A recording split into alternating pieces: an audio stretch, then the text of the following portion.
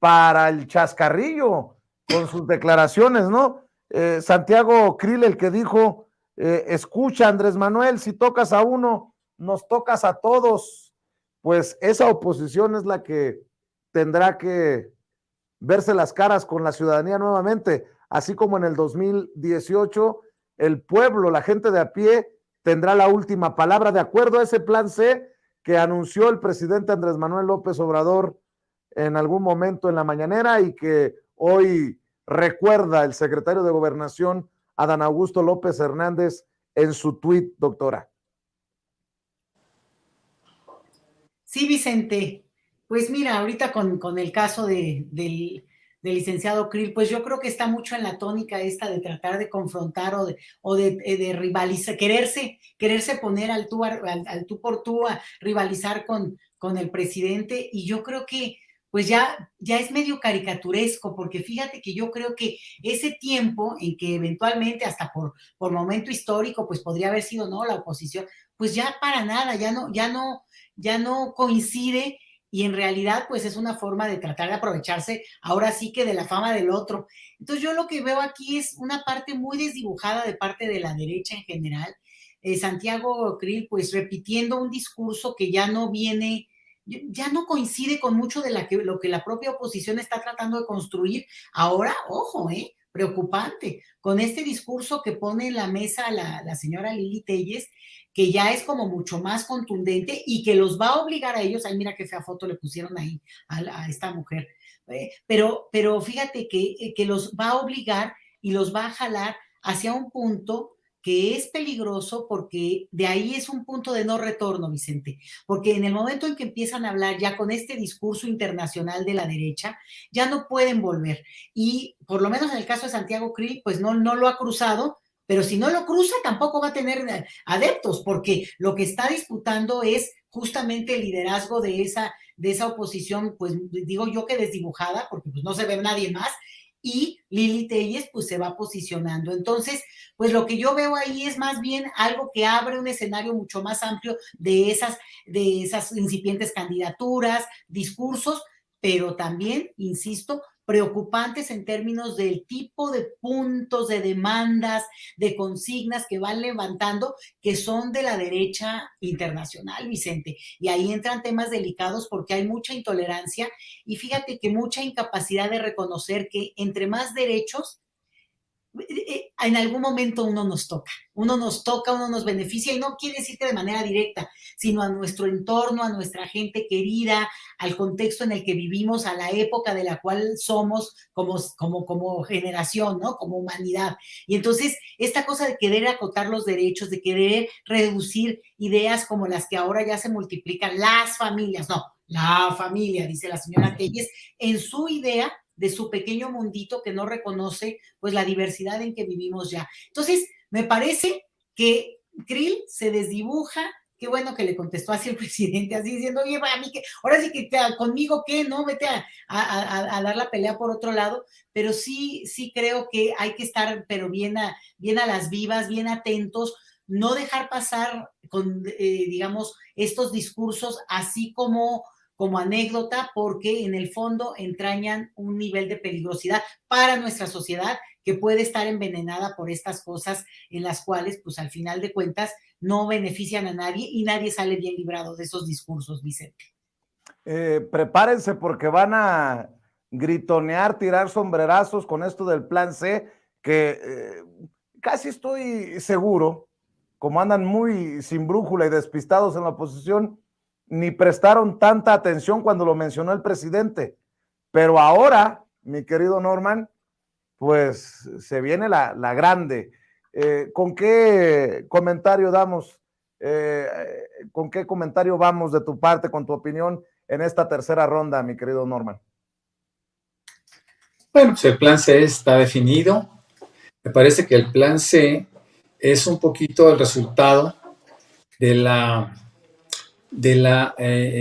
hartazgo de estarse encontrando o enfrentando primero con legisladores de oposición y ahora con la Suprema Corte de Justicia, que están frenando las reformas, y para ello se requiere que Morena y sus partidos aliados tengan una posición contundente. Es decir, el plan C implica, todos lo sabemos, que se vote por Morena y sus partidos aliados en el 2024 de forma mayoritaria para que se tengan las 2/3 partes, cuando menos, del Congreso.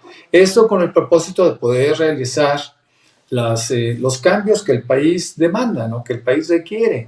Es decir, hay que establecer reformas, hay que hacer cambios que nos favorezcan, que nos permitan actualizar, que nos permitan evolucionar y que en todos los ámbitos, ¿no? De tal manera que parece que no hay alternativa, especialmente cuando nos enfrentamos a un poder judicial con estas características, ¿no?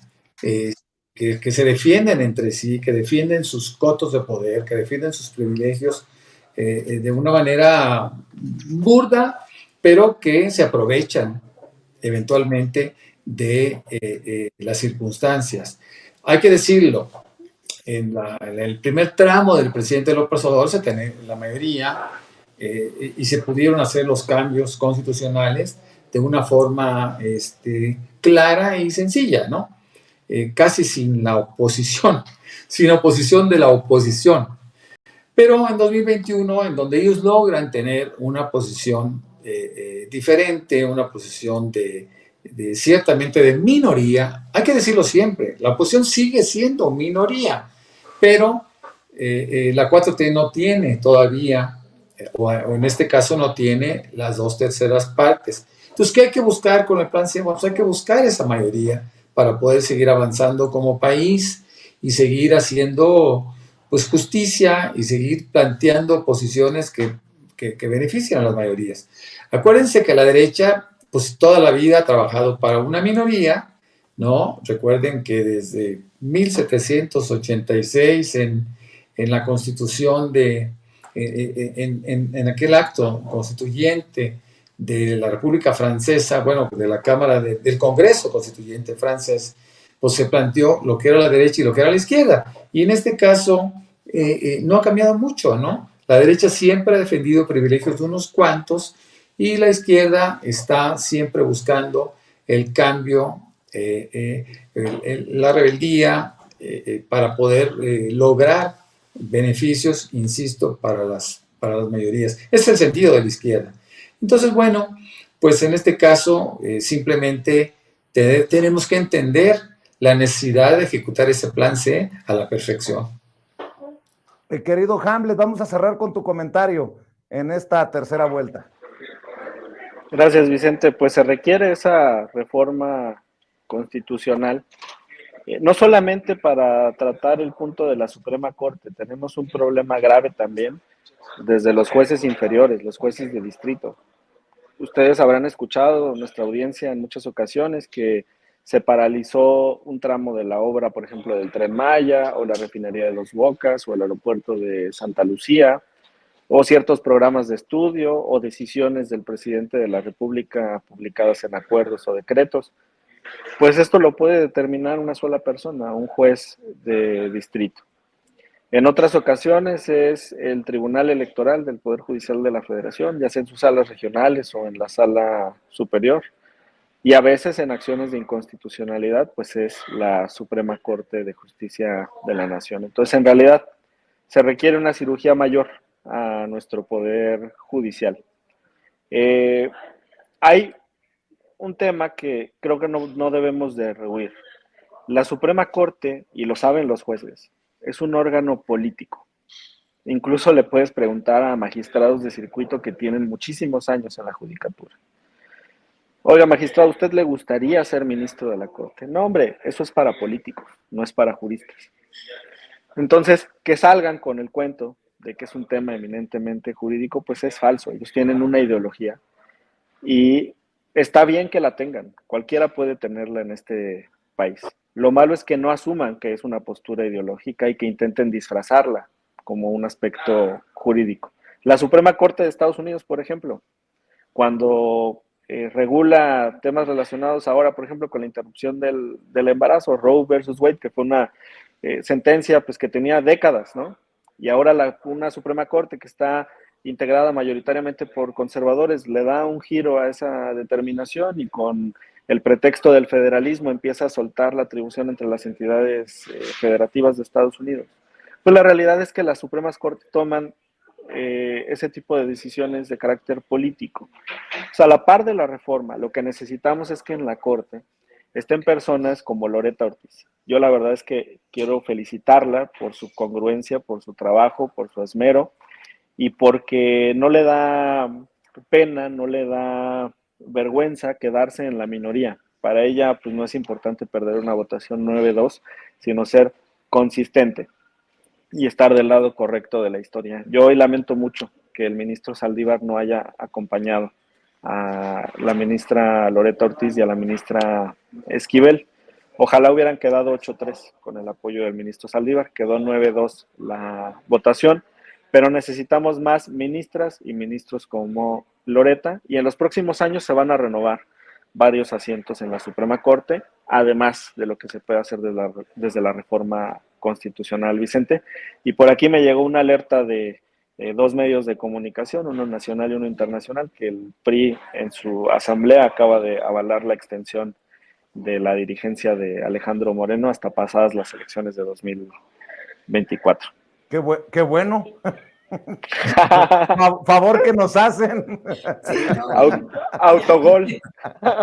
Bueno, podemos decir algún día, haya sido como haya sido, autogol, pero bueno, me salió del corazón, mi querido Hamlet. Oye, Hamlet, aprovechando, ¿por qué no cerramos para invitar a la gente a tus redes sociales? ¿Por qué no compartes la información, diputado?